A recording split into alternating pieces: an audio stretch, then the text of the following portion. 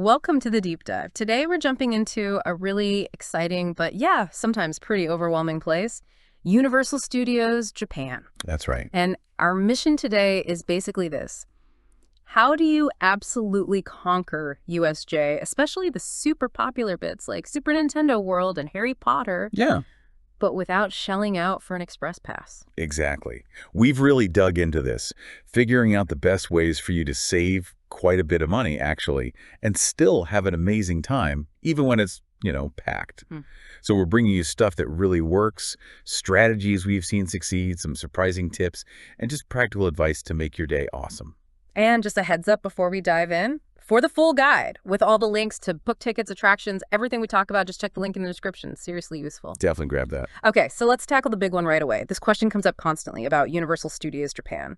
Do I really need that express pass? It feels like a must-have for some people. It's a totally fair question, and yeah, there's a reason it's asked so much. Those express passes, well, they can get really pricey. Like, how pricey are we talking? Well, look, a USJ Express Pass 4, that might start around $14,800. An Express Pass 7 could be easily over $17,800. And the really key thing here is that cost is on top of your regular park ticket. Right, it's not instead of, it's additional. Exactly. So depending on the day, peak times, holidays, it can literally double what you're paying just to get in for one day. Yeah. And those prices, they change all the time based on how busy they think it'll be. So it's tricky. Wow, doubling the cost just for shorter lines, that's a big hit to the budget.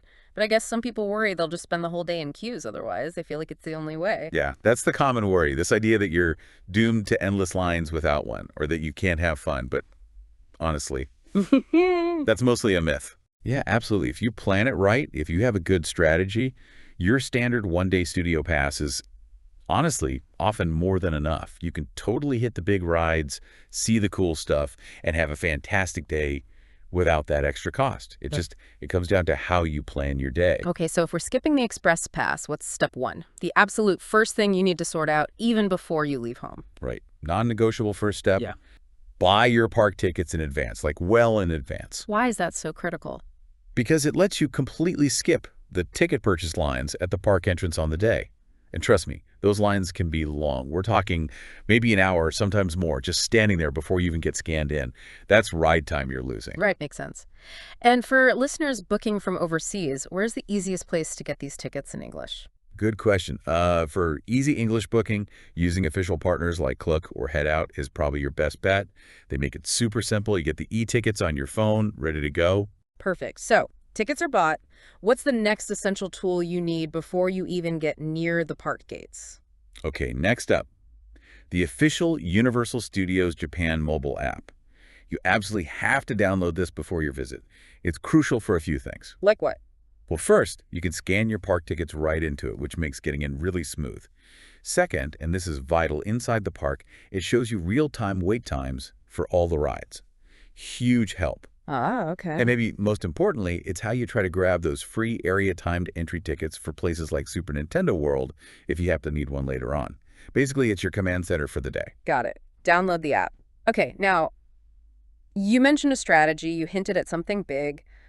What's the real game changer here? The major hack to save time and money? Right, here it is. This is the absolute core strategy, the thing that makes the biggest difference without spending extra. You have to arrive early. How early are we talking? Like half an hour? No, earlier. At least 1 hour, maybe even 1.5 hours before the park's official opening time. An hour and a half before. Why so early? Because, and this is the key insight, USJ almost always lets guests in before the time they actually advertise.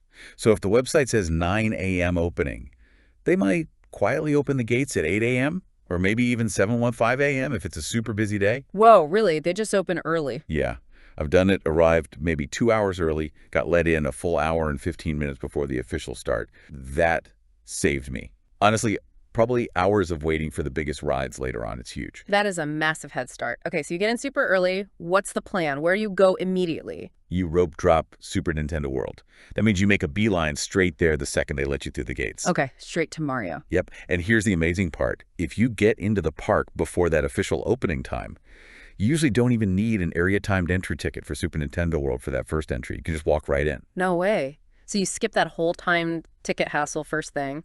Exactly. Now, I won't lie. It's pretty much flat out chaos. Everyone knows this is the plan, so it's this mad dash, this sea of people running from the entrance towards the warp pipe. Sounds intense. It is. But the payoff, getting onto Mario Kart, Koopa's challenge with basically no wait, like maybe a walk on or just a few minutes, totally worth a sprint. Okay, amazing. So inside Super Nintendo World early, what's the order? Mario Kart first, that's the big one. Then hit Yoshi's Adventure next.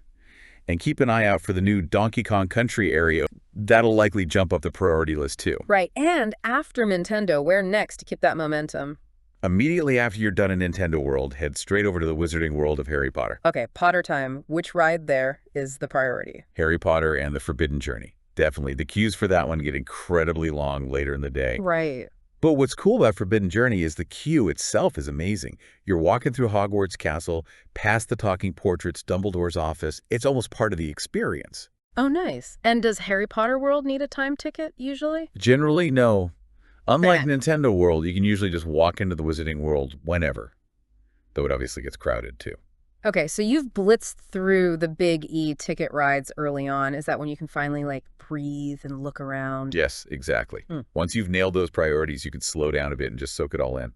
Super Nintendo World, I mean, it really is like stepping inside the game. It looks just as good, just as bright and colorful as all the pictures. Maybe even better. Yeah, I heard it's stunning. It is. Super detailed, lots of interactive bits. But yeah, a heads up, it gets very crowded later, like shoulder to shoulder sometimes. And Harry Potter. Hogsmeade. Oh, equally immersive, maybe even more so in some ways. Hogsmeade feels incredibly real. You get the interactive wands, which is fun. You cast spells at marked spots. Oh, cool. Yeah. But the queues just to buy the wands can be pretty long sometimes, just so you know. And obviously, you got to try the butterbeer. Non-negotiable. Noted.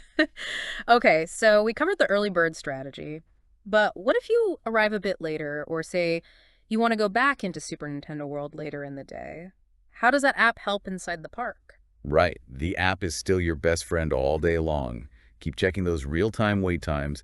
If you see something suddenly drop, you can pivot and head there. Smart. And crucially, the app is how you try to snag a free area timed entry ticket if you need one later, say for a re-entry to Nintendo World, or if you just couldn't get there early. So you can still get in later without paying extra? You can try.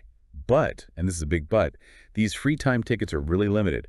They release them at certain times via the app, and they disappear fast, like within minutes, sometimes seconds.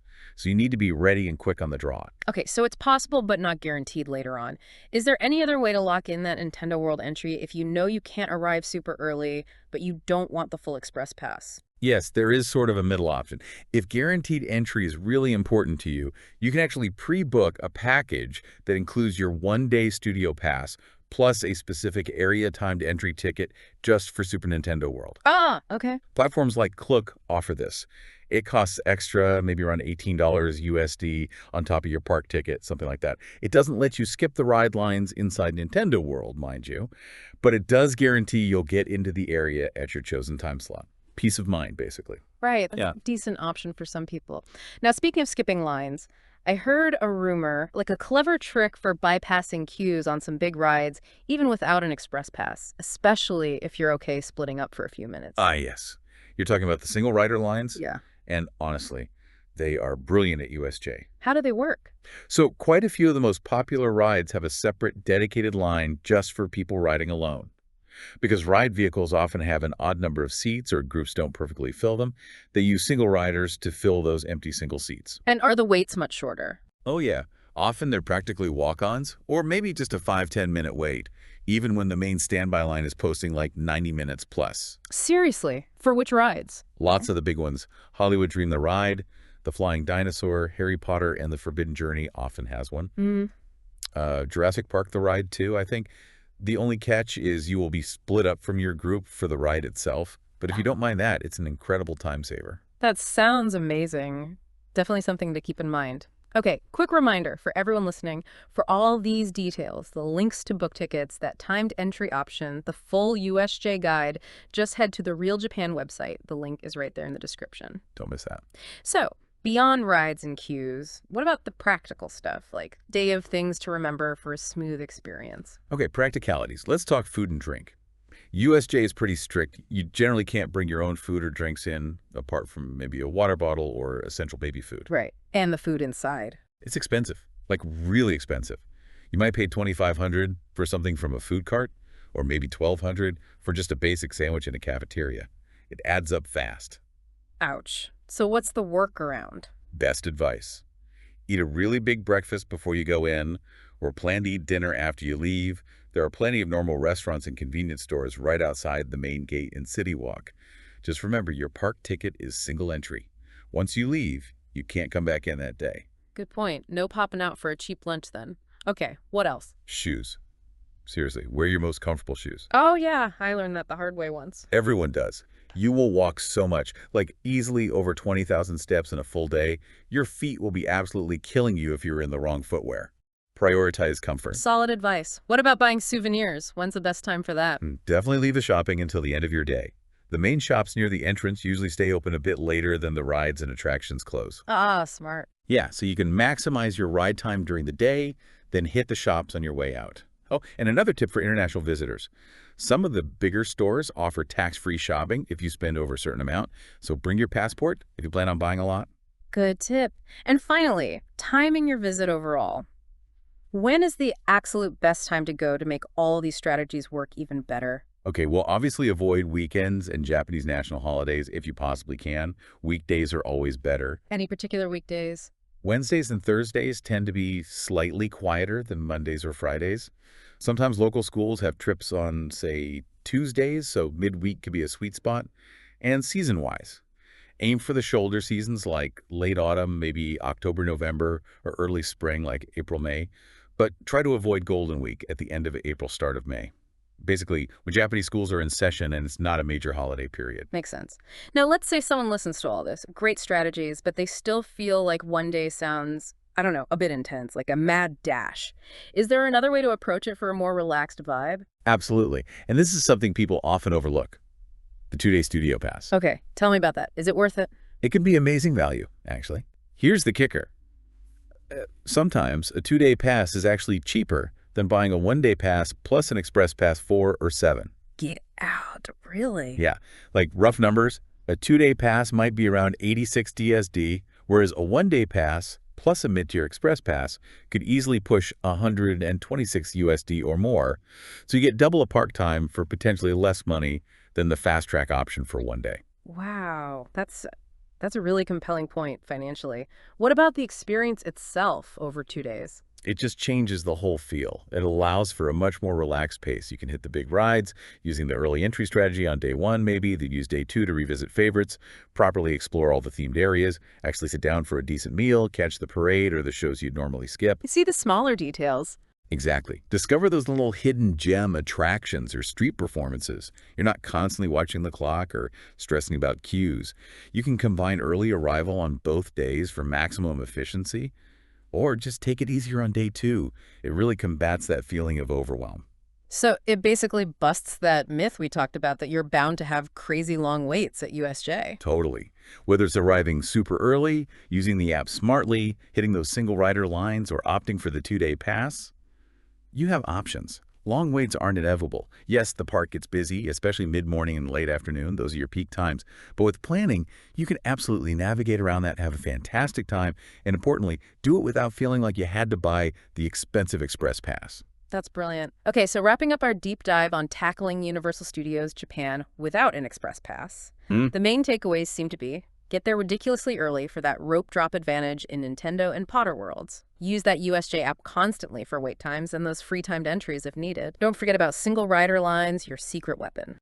Definitely. And if you want a more relaxed trip that can actually be cheaper than the 1-day plus express combo, seriously consider the 2-day studio pass. Exactly. And, thinking about all this, it kind of raises a bigger question, doesn't it? In this world where we're just flooded with information and options all the time, how can we take this same idea, this smart planning over quick fixes approach from planning a theme park visit, and maybe apply it to other parts of our lives to really get the most value, the most enjoyment out of things? That's a really interesting thought to leave people with. Something to ponder. Well, we really hope you enjoyed this deep dive into Universal Studios Japan. And remember, for that complete guide with all the crucial links and details we discussed, just head over to the Real Japan website. The link's right there in the description below. Definitely check it out. And hey, while you're on the site, why not subscribe to Rob Dyer's Japan Travel Bulletin? It's free, comes out every 2 weeks, and it's absolutely packed with great tips for planning your Japan trip. Highly recommend it. It really is excellent. Thanks for joining us on the deep dive.